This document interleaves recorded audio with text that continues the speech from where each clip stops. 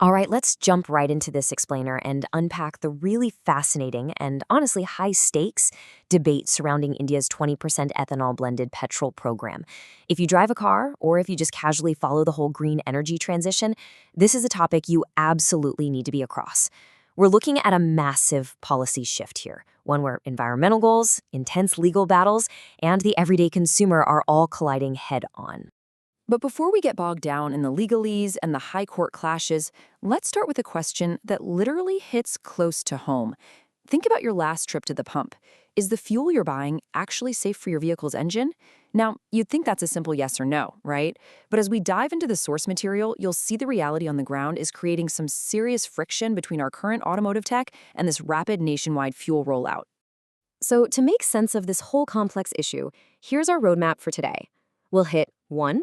The E20 fuel program, 2. The vehicle compatibility issue, 3. Demands from consumers, 4. The government's defense, and finally, 5.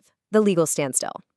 Okay, starting off with Section 1, the E20 fuel program, understanding the baseline policy.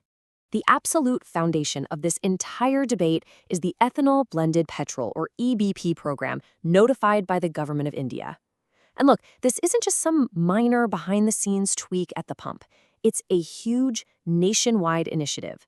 The goal is to fundamentally change the chemical makeup of the fuel that powers the country's entire vehicular fleet. The specific target of this policy is pretty straightforward.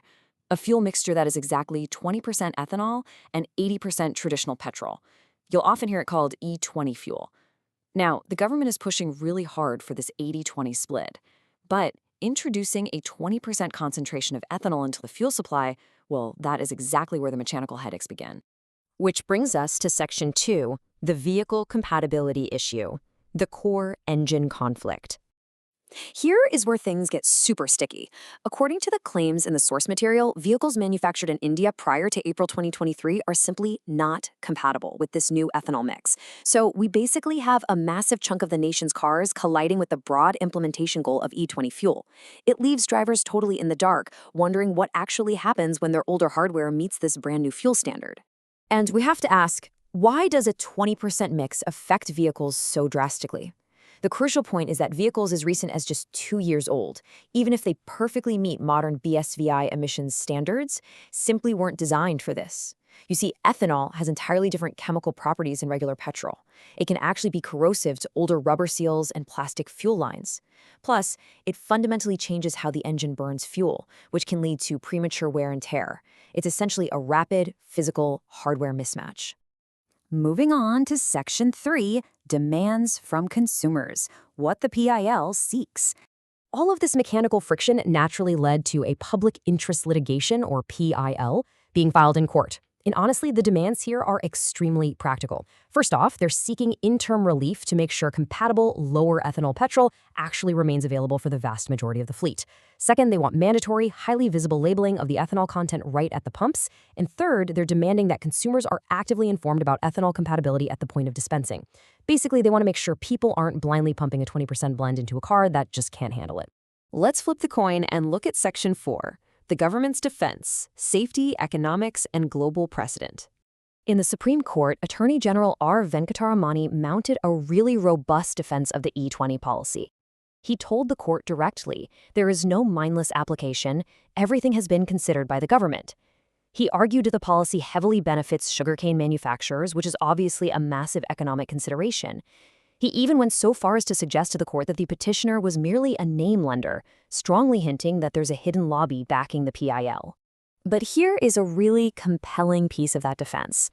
The Attorney General crucially noted before the Supreme Court that the 20% ethanol blending initiative is actually still under the experiment stage. He added that the full, real-world impact of the policy is expected to become a lot clearer by next year. So essentially, the government is asking for the time and the breathing room to see this initiative all the way through its developmental phase. On top of that, the government actively dismissed all those concerns floating around social media regarding vehicle insurance validity, flat out calling those claims misleading. The center firmly pointed out that ethanol blending is a safe, consumer-friendly, and economically beneficial practice. To back this up, they highlighted that it's already a globally accepted norm. It's been successfully implemented in major automotive markets like the United States, Brazil, and Japan. Now for Section 5, the legal standstill. Current status in the Supreme Court. So, where do we stand right now? Well, we're looking at a pretty complex legal tug-of-war. The Karnataka High Court recently stepped in and directed oil marketing companies, we're talking BPCL, HPCL, and IOC, to examine and decide on a plea for a higher ethanol allocation before they finalize their tender process. But then, the Supreme Court stepped in right above them and hit the brakes, directing a strict status quo on the allocation for the upcoming ethanol supply year 2025-26. Let's put this into perspective on a timeline. Ethanol supply contracts were actually finalized way back in October 2025. Fast forward to June 23, 2026, and the Karnataka High Court orders companies to examine that higher allocation. But literally just a week later, on June 30th, the Supreme Court ordered the status quo. That effectively placed the entire enhanced directive on pause, especially since multiple petitions on this exact issue are still pending across several different high courts. And the gears of the justice system are definitely grinding. Following the appeal by BPCL challenging the High Court's order, the Supreme Court bench formally issued notices to the Union of India as well as 23 different distilleries. This move ensures that all the relevant stakeholders are brought right to the table, meaning this legal battle over the fuel mixture is far, far from over. Which leaves us with this final massive question to consider. How will the highest court ultimately resolve all this friction?